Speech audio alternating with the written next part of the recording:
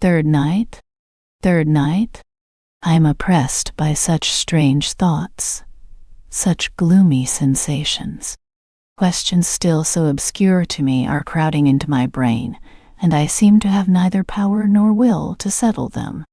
It's not for me to settle all this. Today we shall not meet. Yesterday, when we said goodbye, the clouds began gathering over the sky, and a mist rose. I said that tomorrow it would be a bad day. She made no answer. She did not want to speak against her wishes. For her that day was bright and clear. Not one cloud should obscure her happiness. If it rains, we shall not see each other, she said. I shall not come. I thought that she would not notice today's rain, and yet she has not come. Yesterday was our third interview, our third white night. But how fine joy and happiness makes anyone. How brimming over with love the heart is. One seems longing to pour out one's whole heart. One wants everything to be gay, everything to be laughing. And how infectious that joy is. There was such a softness in her words.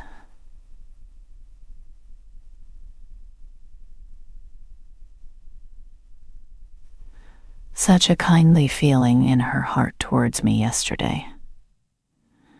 How solicitous and friendly she was. How tenderly she tried to give me courage. Oh, the coquetry of happiness. Why, I took it all for the genuine thing. I thought that she... But, my God, how could I have thought it? How could I have been so blind when everything had been taken by another already? When nothing was mine, when in fact her very tenderness to me, her anxiety, her love, yes, love for me, was nothing else but joy at the thought of seeing another man so soon, desire to include me, too, in her happiness. When he did not come, when we waited in vain, she frowned, she grew timid and discouraged. Her movements, her words, were no longer so light, so playful, so gay. And strange to say, she redoubled her attentiveness to me, as though instinctively desiring to lavish on me what she desired for herself so anxiously, if her wishes were not accomplished.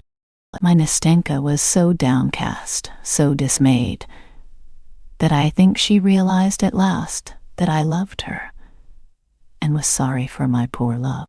Though when we are unhappy, we feel the unhappiness of others more. Feeling is not destroyed but concentrated. I went to meet her with a full heart and was all impatience. I had no presentiment that I should feel as I do now, that it would not all end happily. She was beaming with pleasure. She was expecting an answer. The answer was himself. He was to come, to run at her call. She arrived a whole hour before I did. At first she giggled at everything, laughed at every word I said. I began talking, but relapsed into silencedo. You know why I am so glad, she said. So glad to look at you. Why I like you so much today. Well, I asked, and my heart began throbbing like you, because you have not fallen in love with me. You know that some men in your place would have been pestering and worrying me, would have been sighing and miserable, while you are so nice. Then she wrung my hand so hard that I almost cried out. She laughed. Goodness, what a friend you are. She began gravely. A minute later, God sent you to me. What would have happened to me if you had not been with me now? How disinterested you are. How truly you care for me. When I am married, we will be great friends, more than brother and sister. I shall care almost as I do for him. I felt horribly sad at that moment, yet something like laughter was stirring in my soul. You are very much upset, I said. You think he won't come, oh dear, she answered. If I were less happy, I believe I should cry at your lack of faith, at your reproaches. You are frightened. However, you have made me think and have given me a lot to think about. But I shall think later, and now I will own that you are right. Yes, I am somehow not myself. I am all suspense, and feel everything as it were too lightly.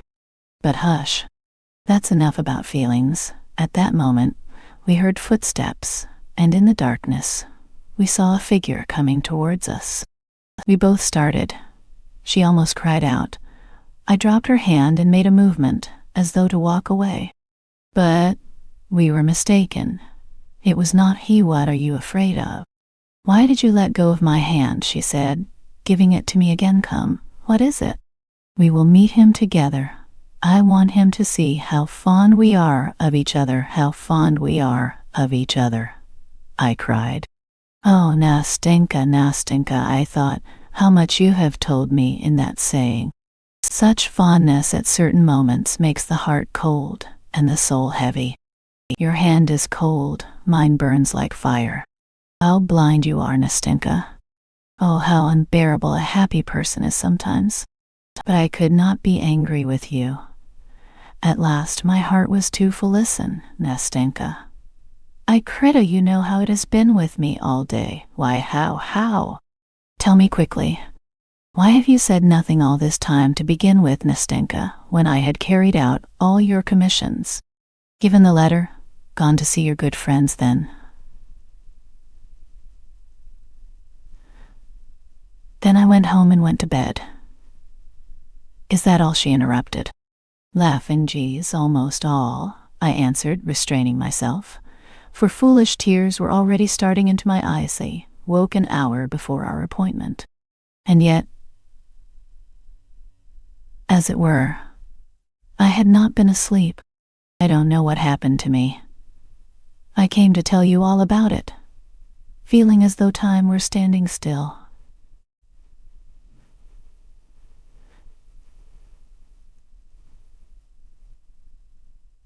Feeling as though one sensation,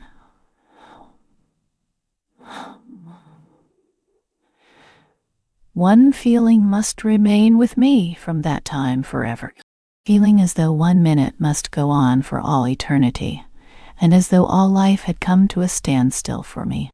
When I woke up, it seemed as though some musical motive long familiar, heard somewhere in the past, forgotten and voluptuously sweet, had come back to me now. It seemed to me that it had been clamoring at my heart all my life, and only now. Oh, my goodness, Nastenka interrupted. What does all that mean? I don't understand a word. Ah, Nastenka, I wanted somehow to convey to you that strange impression, I began in a plaintive voice, in which there still lay hid a hope, though a very faint one. Leave off. Hush, she said, and in one instant, the sly puss had guessed. She took my arm, laughed, wanted me to laugh too, and every confused word I uttered evoked from her prolonged ringing laughter. I began to feel angry. She had suddenly begun flirting. You know, she began. I feel a little vexed that you are not in love with me. Suddenly she became extraordinarily talkative, gay, mischievous. There's no understanding human nature. But all the same, Mr. Unapproachable, you cannot blame me for being so simple. I tell you everything. Whatever foolish thought comes into my head, listen. That's 11, I believe, I said as the slow chime of a bell rang out from a distant tower. He suddenly stopped, left off laughing, and began to count these. It's 11, she said at last in a timid, uncertain voice. I regretted at once that I had frightened her, making her count the strokes, and I cursed myself for my spiteful impulse. I felt sorry for her, and did not know how to atone for what I had done. I began comforting her, seeking for reasons for his not coming, advancing various arguments, proofs. No one could have been easier to deceive than she was at that moment. And indeed, anyone at such a moment listens gladly to any consolation, whatever it may be, and is overjoyed if a shadow of excuse can be found. And indeed, it's an absurd thing, I began, warming to my task and admiring the extraordinary clearness of my argument, why he could not have come. You have muddled and confused me, Nastenka, so that I too have lost count of the time. Only think, He can scarcely have received the letter. Suppose he is not able to come. Suppose he is going to answer the letter, could not come before tomorrow. I will go for it as soon as it's light tomorrow and let you know at once. Consider, there are thousands of possibilities. Perhaps he was not at home when the letter came, and may not have read it even now. Anything may happen, you know. Yes, said Nastenka. I did not think of that. Of course anything may happen, she went on in a tone that offered no opposition, though some other far-away thought could be heard like a vexatious discord in Edie. Tell you what you must do, she said. You go as early as possible tomorrow morning, and if you get anything, let me know at once. You know where I live, don't you? And she began repeating her address to me. And she suddenly became so tender, so solicitous with me. She seemed to listen attentively to what I told her, but when I asked her some questions she was silent, was confused, and turned her head away. I looked into her eyes. Yes, she was crying. How can you? How can you? Oh, what a baby you are. What childishness. Come. She tried to smile, to calm herself, but her chin was quivering, and her bosom was still heavy. Was thinking about you. She said after a minute's silence, you are so kind that I should be a stone if I did not feel it. Do you know what has occurred to me now? I was comparing you two. Why isn't he you? Why isn't he like you? He is not as good as you. Though I love him more than you. I made no answer. He seemed to expect me to say something. Of course, it may be that I don't understand him fully yet. You know, I was always, as it were, afraid of him. He was always so grave, as it were, so proud. Of course, I know it's only that he seems like that. I know there's more tenderness in his heart than in mine. I remember how he looked at me when I went into him. Do you remember? With my bundle. But yet I respect him too much, and doesn't that show that we are not equals? No, Nastenka. No, I answered. It shows that you love him more than anything in the world, and far more than yourself. Yes. Supposing that is so, answered Nastenka naively. But do you know what strikes me now? Only I am not talking about him now, but speaking generally. All this came into my mind some time ago. Tell me, how is it that we can't all be like brothers together? Why is it that even the best of men always seem to hide something from other people and to keep something back? Why not say straight out what is in one's heart, when one knows that one is not speaking idly? As it is, everyone seems harsher than he really is, as though all were afraid of doing injustice to their feelings, by being too quick to express them. Oh, Nastenka, what you say is true. There are many reasons for that, I broke in, suppressing my own feelings at that moment more than ever. No, she answered with deep feeling here. You, for instance, are not like other people. I really don't know how to tell you what I feel. But it seems to me that you, for instance, at the present moment, it seems to me that you are sacrificing something for me. She added timidly, with a fleeting glance at me. Forgive me for saying so. I am a simple girl, you know. I have seen very little of life, and I really sometimes don't know how to say things. She added in a voice that quivered with some hidden feeling, while she tried to smile. But I only wanted to tell you that I am grateful, that I feel it all too. Oh, may God give you happiness for it. What you told me about your dreamer is quite untrue. Now that is, it's not true of you. You are recovering. You are quite a different man from what you describe.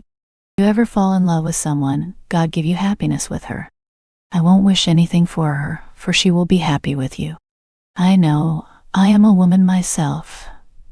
So you must believe me when I tell you so. She ceased speaking, and pressed my hand warmly. I too could not speak without emotion.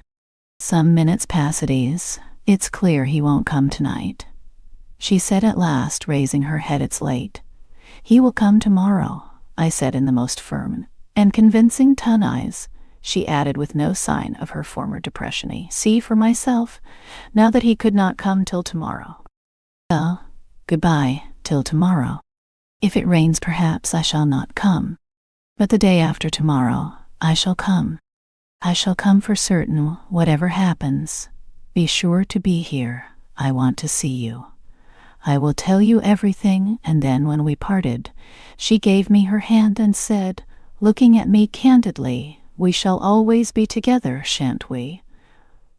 Oh, Nastenka, Nastenka. If only you knew how lonely I am now. As soon as it struck 9 o'clock, I could not stay indoors, but put on my things and went out in spite of the weather. I was there, sitting on our seat. I went to her street, but I felt ashamed and turned back without looking at their windows when I was 2 steps from her door. I went home more depressed than I had ever been before. What a damp, dreary day. If it had been fine, I should have walked about all night. But tomorrow she will tell me everything. The letter has not come today, however, but that was to be expected. They are together by now.